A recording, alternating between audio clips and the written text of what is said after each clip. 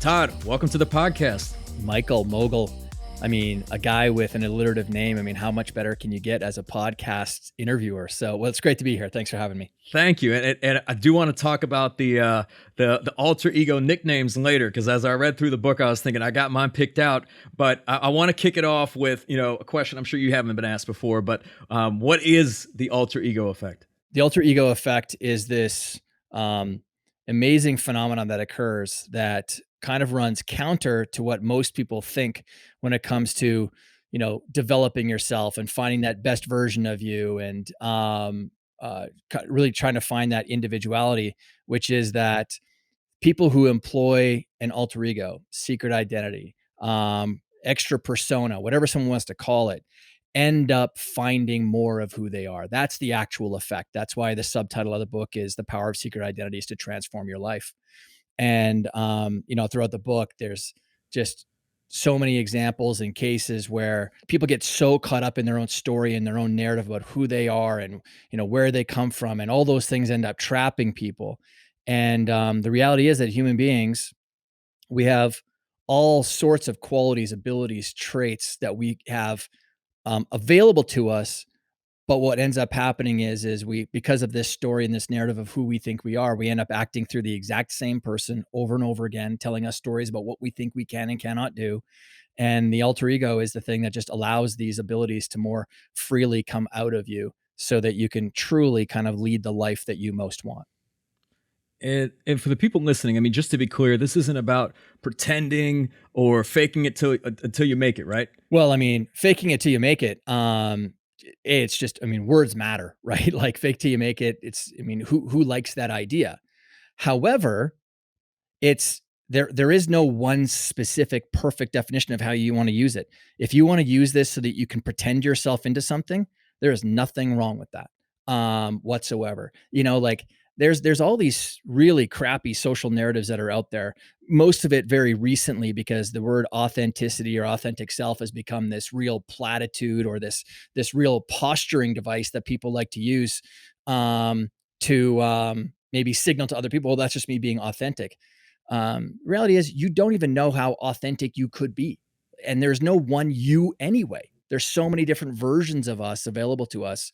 So, pretending isn't a bad thing. That's why so many people that get in the world of acting, through the course of them taking on different roles and playing different characters, oftentimes it's extraordinarily transformative for them. They end up using these different characters that they've played to find more of what they like, dislike, more of who they are. And if you could give some examples, I mean, just either with athletes or business leaders or performers like that basically utilize alter egos to be more successful. I've been doing this since 1997. I started my performance company, and it was in around 2003 that I discovered this common link between the top performers that I was working with, Olympians, pro athletes. They would all use the idea or say, this alter ego I have or this secret identity, there's persona that I use when I go out onto the field. And that's when I started going, wait a second, this is an actual mechanism. It's a model that people are using to truly perform to the level that they most desire. So I started building out the model on how you actually use this. And so, one great example that people are extremely familiar with, unfortunately passed away a year and a bit ago, Kobe Bryant. But why did he didn't come into the league with the Black Mamba. It wasn't what he used in the high school to get to get drafted into the NBA. What happened was he was going through an extraordinarily challenging time where he felt like he was losing, in his words, losing his edge. And that was when he was going through the sexual assault trial in Colorado. And he was now losing a part of his identity. And so where he got inspired to use the Black Mamba was he was watching the movie Kill Bill. And there's a scene in the movie Kill Bill when the Black Mamba snake comes on, and he sat back and he thought, wait a second, that's what I need to go and use when I'm out on the court. Something that doesn't care, has zero emotion whatsoever. And then he did the next step, which I kind of talk about in the book, which is he went and learned everything that there is to know about a Black Mamba snake. I mean, he knows more about the Black Mamba snake than most people that are biologists know about the snake. And why that's important is because we have this emotional brain that attaches story and meaning to things, when you get to know something better, it's so much easier for you to activate the traits, the abilities, or even care about the thing, right? It's the classic. I mean, I remember when I was in the mid 2000s, I used to really dislike Terrell Owens, former wide receiver in the NFL. And I work with pro athletes, but I just didn't like him.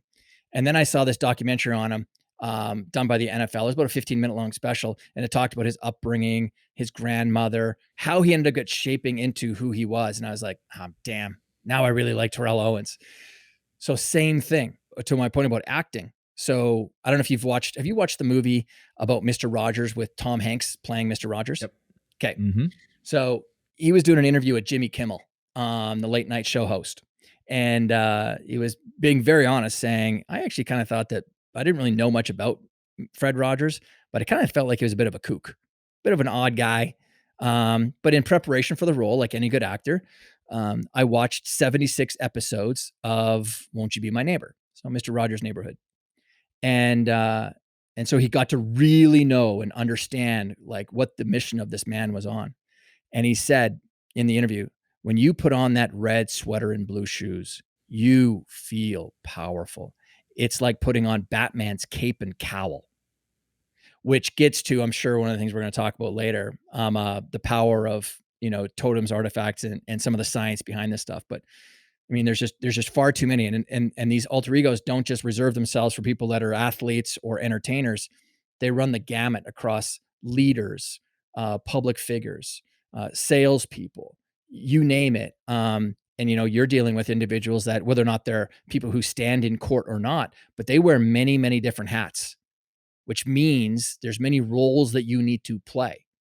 And most often I find working with different people who are ambitious, which has to be the people that are listening, because you couldn't be ambitious if you weren't listening to a podcast that helped you become a better person, is that you're under indexing in a lot of areas. And that's because of your identity, which is, once you learn how to shape your identity and you play that way, you're unstoppable. It's the ultimate trump card in the world of transformation, is knowing how to adjust your identity.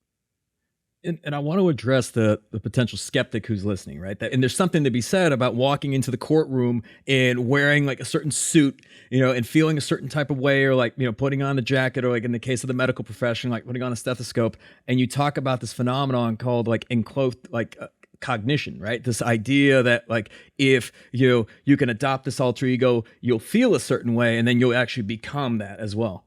Yeah.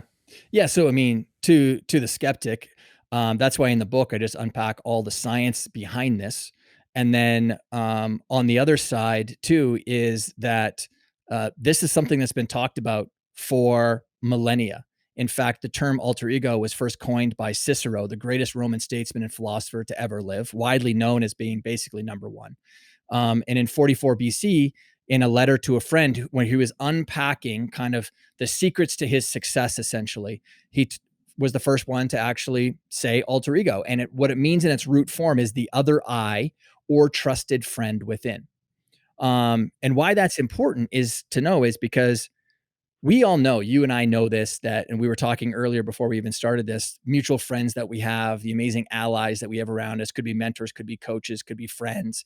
We all know that when you improve the quality of the people you have around you, you improve yourself. And it sure is an unfair advantage when you get to ping on friends who can solve a huge problem for you with one phone call, one text message, or an email, right? Now, the thing is, though, I don't have these friends around me 24/7. But what I do live with 24/7 is the 6 inches between my ears. It's the person within, it's the voice within. And so that idea that you have trusted friends or allies between the 6 inches of your ears is a very useful and practical way to use your brain. And what it also leverages is the fact that our brains are dedicated 70% roughly to the visual cortex. That's why we're very visual beings. And an alter ego becomes a mental model, an image that you can hold in your mind for what you're trying to move towards. You're not trying to exactly copy it whatsoever. And if you did, I don't really care. What I care about is, are you getting results that you want? Everyone's so caught up. I mean, You think I give two shits whether someone feels I'm being inauthentic because I know that my alter ego is Mr. Rogers when I'm around my kids? Do you know how easy it would be for me to continuously act through the identity that I have right now? I'm a I'm a tough guy. I coach some of the biggest names on the planet. They've got massive egos, and I need their ship to sometimes crash on the rock of our coaching because I need to break down that hard exterior. And they have it for a reason because they've got nothing but people around them who want stuff from them. That's why, as a rule, and you know this, says on the very first page of my book, I do not name any of my private clients in the book. You'll never get them out of me. None of the publishers got it out of me because I need 100% complete trust from them. So my point is, so all day long, I'm flexing this muscle, the habit of this guy who's a challenger to clients, because I'm trying to drag them to their next milestone, which if they could do it on their own, they could go do it on their own. But they want to get there through speed and optimization. But is that really me? Is that the only me that's available to this human being that's here right now? Of course it's not. And is that me, the challenger guy, best suited to be around my children, my 3 little kids, Molly, Sophie, and Charlie, 8, 6, and 4? Do they want challenger dad? No. So in my mind, I have this alter ego, this representation of who would I most like to be when I'm around my kids? And Mr. Rogers sits there for me, caring, kind, compassionate, patient, thoughtful, communicative, fun, creative. I think those are 8 qualities that would be fantastic to be around for my kids so I can help them and not force them, help them be more of what they can end up becoming. Now, that's not me being fake. That's me recognizing that the human condition is a bit of a tangled web sometimes. And I'm simply employing the stuff that the elite use. So I really, frankly, Michael, I'm not here to really sell the alter ego concept. You can either use it or not use it. But here's what I know. If you don't use this thing as a tool in your toolbox, you're just operating way slower than the people who are at the very, very tippy top. So I know early in the book, when you get into how to actually leverage the power of one's alter ego, you talk about the importance of knowing yourself. So like your desires, your aspirations, dreams, intrinsic motivators, and you really break this down into 4 layers, right? That surround our core selves. If you could expand on that. Yeah. I talk about this kind of field of play model that we all operate inside of. And at the very core of us is this sort of unlimited set of traits, qualities, and attributes, right? Like when we're born, we don't automatically come out as being cynical or pessimistic or something like that. Like somehow that was trained into us environmentally. It was habitual in some way, whatever. But at our core, we have all of these different qualities. There's a creative person inside of the person that's listening to this. Whether or not you employ it or not, based on the actions and behaviors and attitudes you have, that's up to you. But that's still it's there. It's just that it's, trapped in there. And then outside of that is we have this layer of where we're very much influenced by the things outside of us. Okay. It could be what we're attached to is our religion, our country, the group that we're a part of, police officers, firemen, army, and so this is sort of our these core this core layer that really influences us almost privately, like behind the scenes. We don't even see that it's there. And then beyond that layer is the layer of habits, beliefs, and attitudes. Um, and and these are very much unconscious to us, but they really filter the world in a way that creates new perceptions for us. And then we get to the layer of action, and these are our behaviors, our knowledge that we've accumulated. And then finally, we get to the field of play, which is where we interact with the world around us. And all of these layers can end up becoming, for me and for others, they can end up helping to actually find where you might trip up, where you might have some pitfalls, where you might have some areas that you could improve. But they also become really helpful in that if you feel like you're living, because then the next level of this is all of these can either create an ordinary world or an extraordinary world. Some people are living in an ordinary world. How you know you're living in an ordinary world is you're not getting the results basically that you want.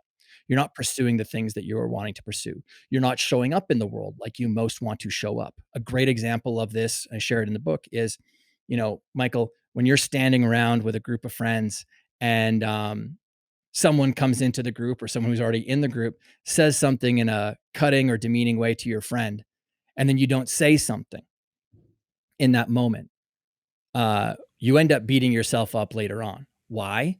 Because it was something that you dishonored at your very core. You didn't act through that core part of you.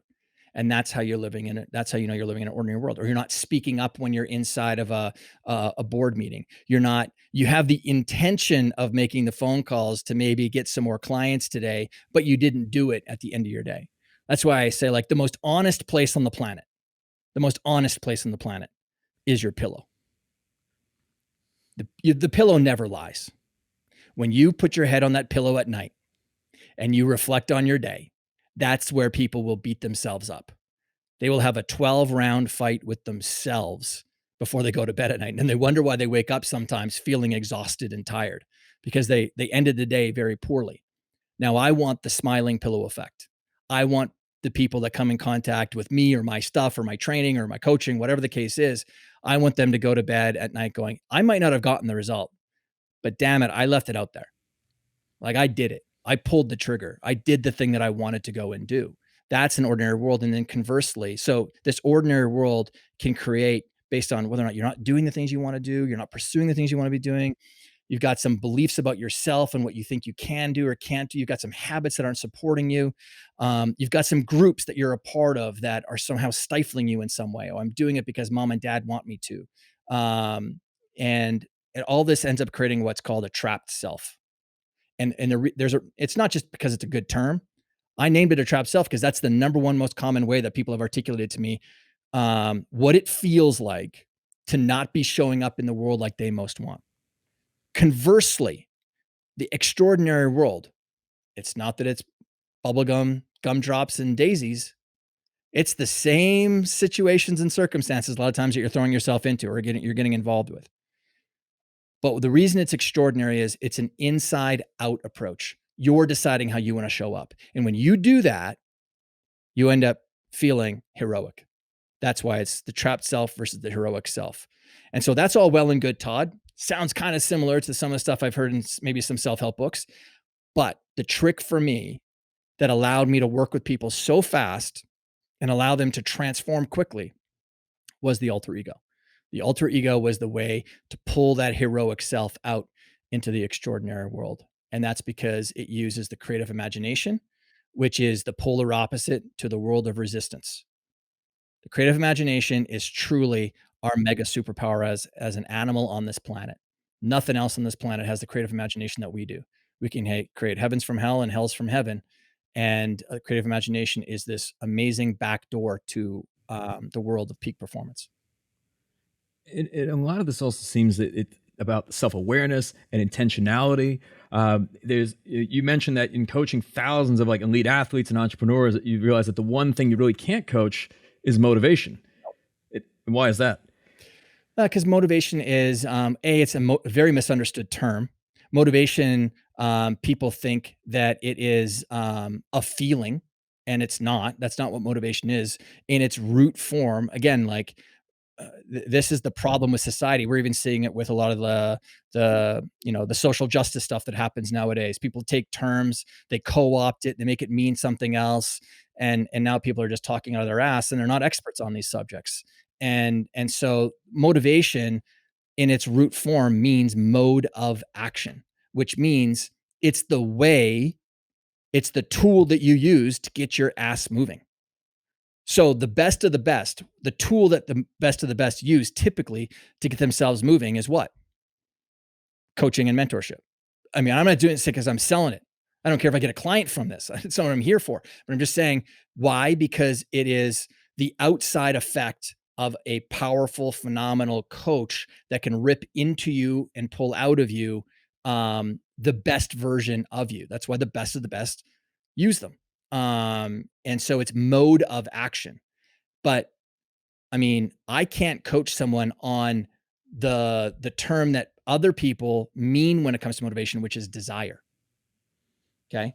I can't coach your desire. You either want it or you don't want it. And I ain't here to waste my time on someone who's like, oh, I really want to make it as a pro, insert the but. Like, no, you don't want it. You don't want it. I got another book that I'm working on. I got like a series of books that will be coming out.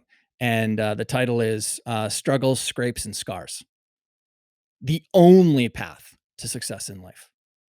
Because if you're not willing to seek out struggle, get the scrapes, and earn the scars, you ain't doing the work. Like that's the most valuable part of any month, week, or day. Like when you reflect back on 2020 and you look at some of the struggles you had to go through. Some people just sit in the struggle. That's where they stop. They just sit in the struggle. And then some people move from struggle and they get the scrapes. But then some people even stop there.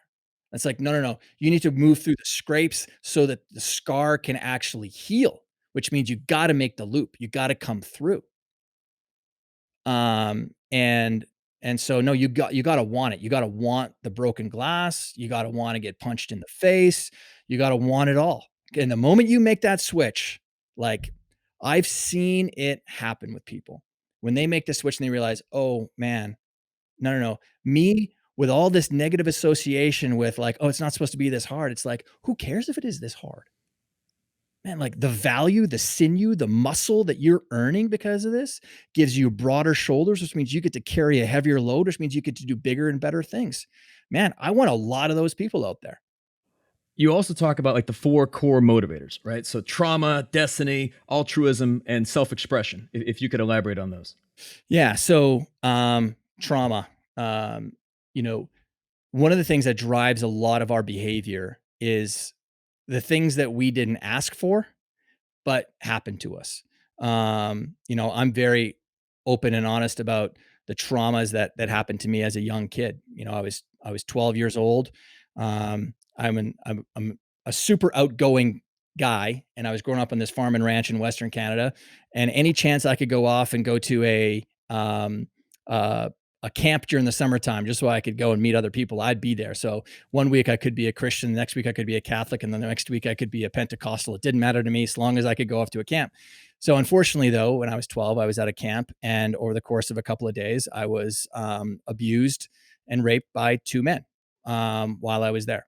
And that was not my world. I had phenomenal parents, phenomenal family life. I didn't see any of this kind of stuff. And so it wrecked me as a kid. Definitely sort of tore a fabric in my relationship with my own family, even though they didn't know that it happened. And I kept this private for, 30 years essentially.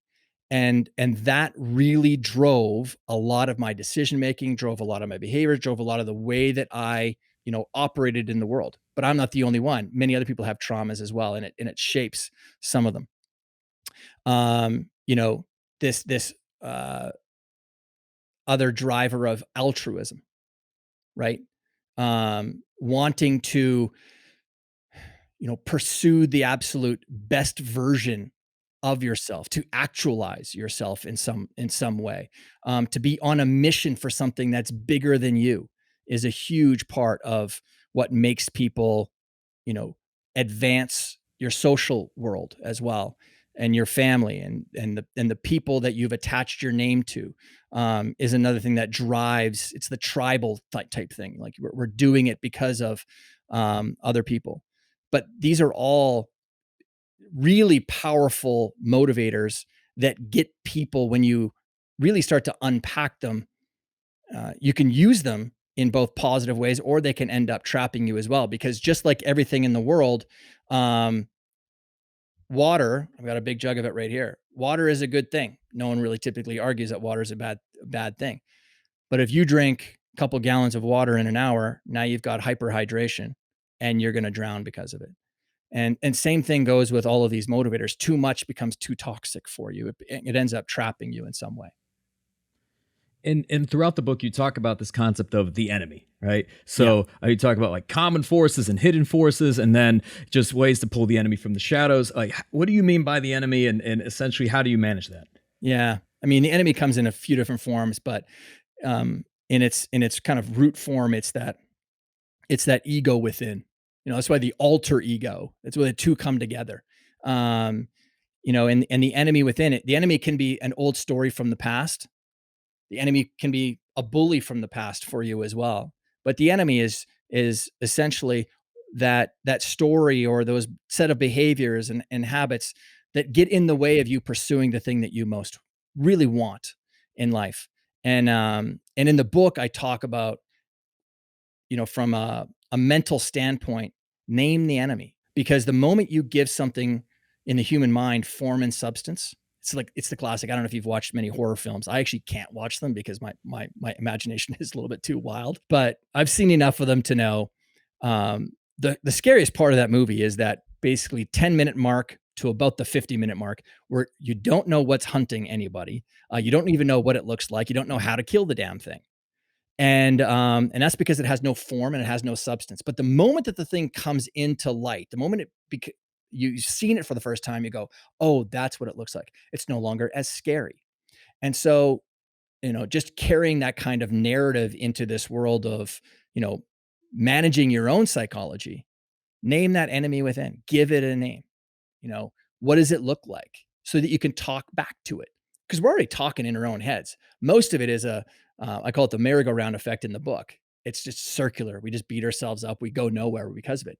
But the moment we turn it into a tennis match, whether it's the alter ego or whether it's just this best version of yourself, the heroic self, talking back to the enemy within, now you've bifurcated it from your own idea of yourself and you've moved it into another quadrant in your own head so that you can have a way more positive conversation and constructive as well.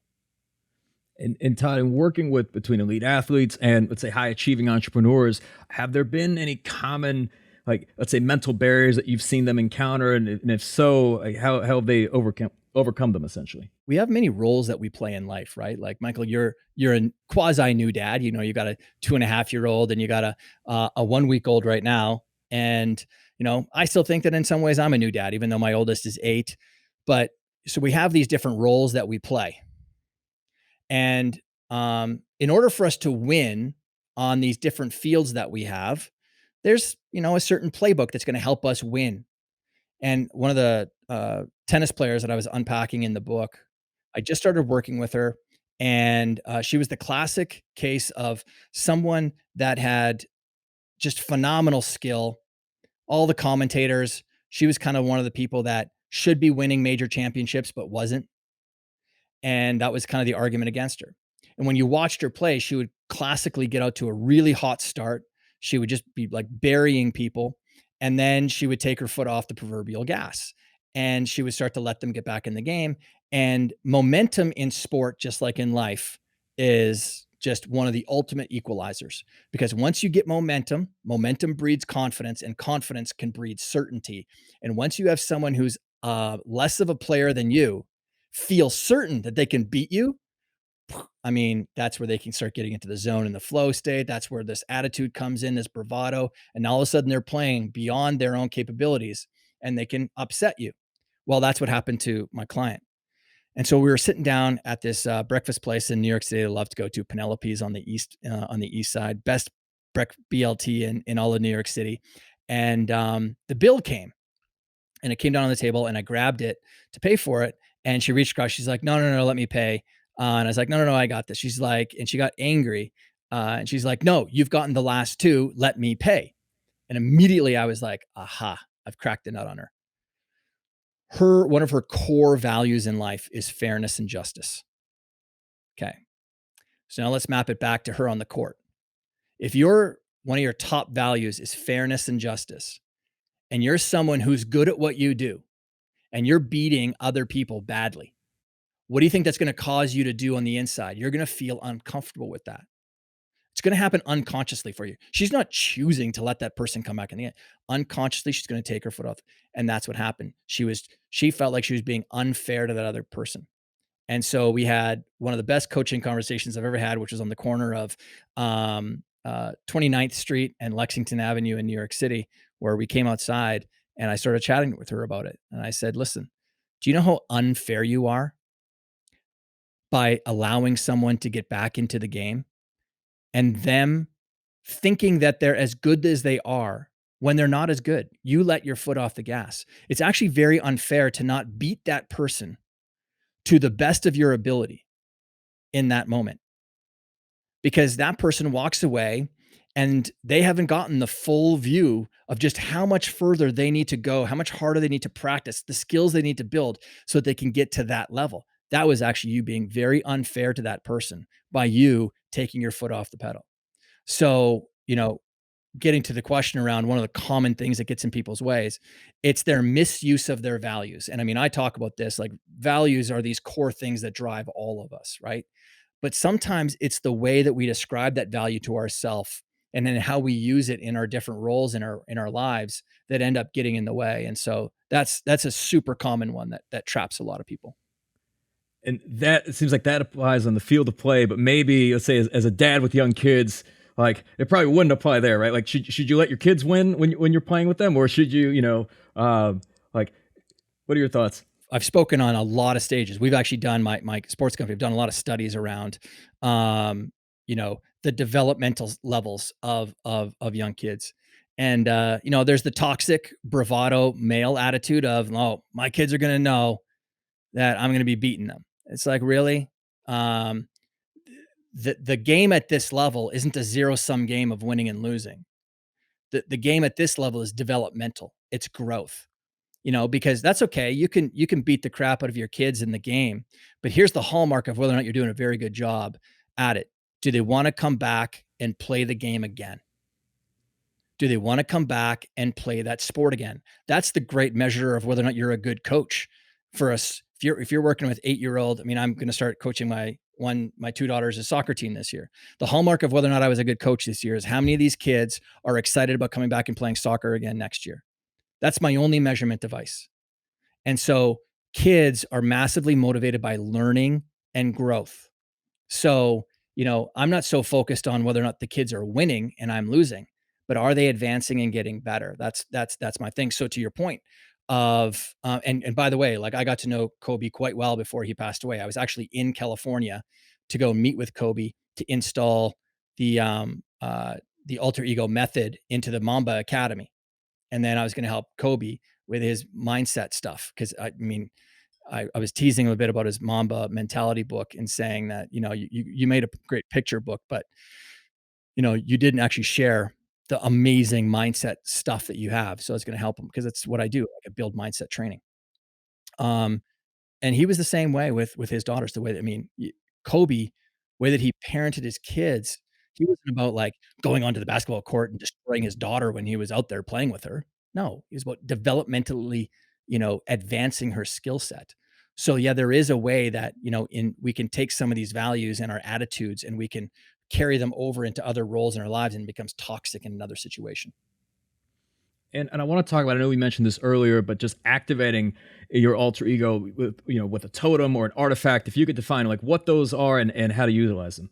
Yeah, I mean, the great thing about what you're doing here for everybody, it's not for if you haven't read the book, or Michael's kind of unpacking sort of how we end up going about building an alter ego for itself, because it actually maps to how you ended up building who you are right now. Anyway, you got shaped by a bunch of people when you were, before the age of 7. That's typically where we end up developing most of our sense of self and who we are, and then we end up starting building skills and stuff. And it's the field of play model. And so, this final set of steps in this process I talk about in the book is employing a totem, an artifact. It could be a uniform, and the reason is because we as human beings, we add story and narrative to the things that we wear and other people wear. Michael, if you came on the show and you were wearing a white doctor's coat or a white lab coat, immediately in my mind, that's going to just trigger a story unconsciously about you. Hardworking, methodical, detailed, most likely, as skill sets, successful, very disciplined, because in order to get through school, you got to be disciplined. Now, the crazy thing about how the human mind works is, if I was to actually put on a white lab coat or doctor's coat, I've just now enclosed my cognitive abilities and traits with whatever story is attached to that white coat. And the Kellogg School of Management did a really good study around this, where they brought a bunch of students into a room, and first group was plain clothes, one by one, and they gave them what's called a Stroop test. And the Stroop test is just a test that's to measure color blindness and some other things in the world of optometry and ophthalmology. And you've got a word of a color, so yellow, except it's colored in red or blue. And your job is to actually say the color of the word, because our brains actually process words faster than they do the colors. So, anyways, they do this test and they measure how fast they did it, and how many mistakes that they make. Okay. And there's a bunch of words that were on there with different colors. And so then they leave, and then they bring in another group and they hand them a white coat. And this time they tell them to put on this painter's coat. So put on the painter's coat, and then we're going to do this test. So they do it, track the data, and then, they leave. Next group, hand them the exact same white coat, except this time they tell them it's a doctor's coat or a lab coat, and they do the test. Well, what were the results? Well, the results were that the people who were wearing the doctor's coat did it in less than half the time and made less than half the mistakes. Why? Because they enclosed themselves in the cognitive traits of being careful, methodical, and detailed.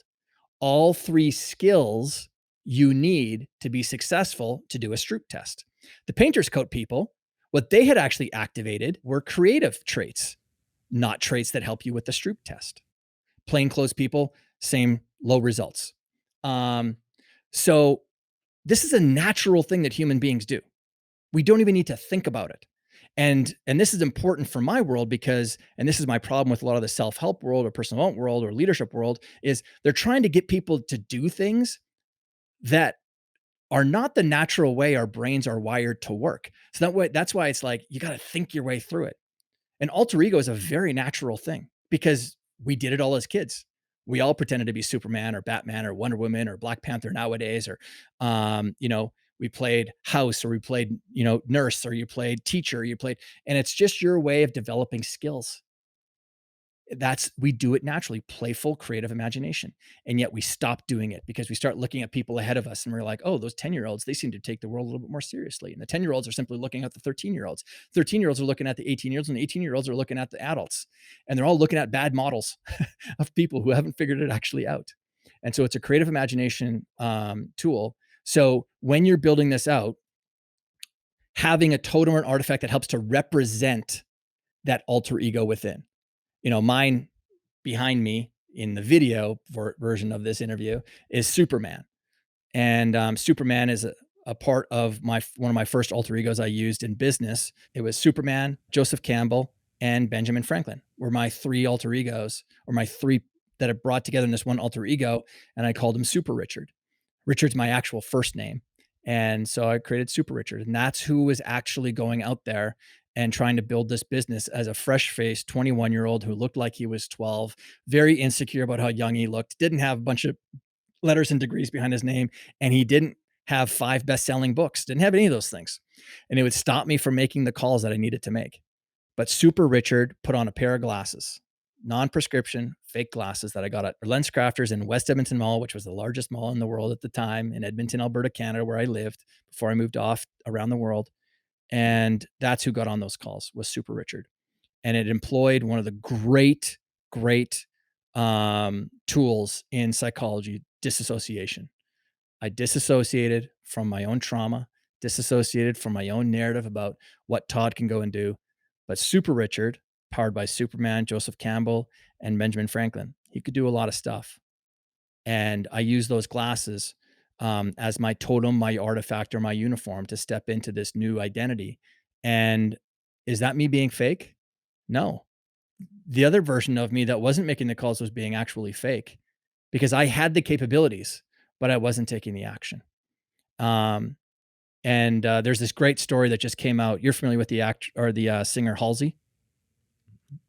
So Halsey had this great interview done about 14 months ago about her own rise to fame, and she said that, and her real name is Ashley. She said that she created her alter ego Halsey because Ashley could have never gone and done what Halsey went and did. She wanted to go and do it, but she couldn't have ever done it. Not with the story that she had, not with the association she had about what she thought that she could go do, but Halsey could go and do it. And if you actually look at the word Halsey, it's simply an anagram of Ashley. All she did was she just flipped around a couple of the words in her name.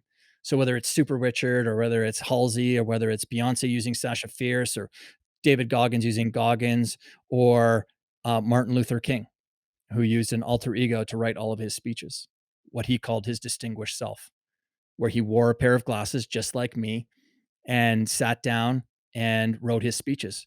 And that's how he employed the alter ego. He didn't use it to go out on stage. He used it to write the speeches, because he didn't want his own insecurities to get in the way of the message that he needed to write in order to lead a movement of nonviolent action towards equality for a group of people. Anyways, totems and artifacts, super powerful part of the whole process. And as we come to a close, this being the Game Changing Attorney podcast, Todd, what does being a game changer mean to you? Game changer is someone who can leave something better than it was. You're in a game and something needs to happen. Like, you need to make that final goal with 8 seconds left. You need to make that final sale before the final bell rings at the end of the month in order to hit the numbers. That's a game changer. They leave something better than it was. It was something at this point, and then the game changer came in and it all changed because of that person. So you're leaving something better than it was. You're someone who knows how to transform something. That's a game changer.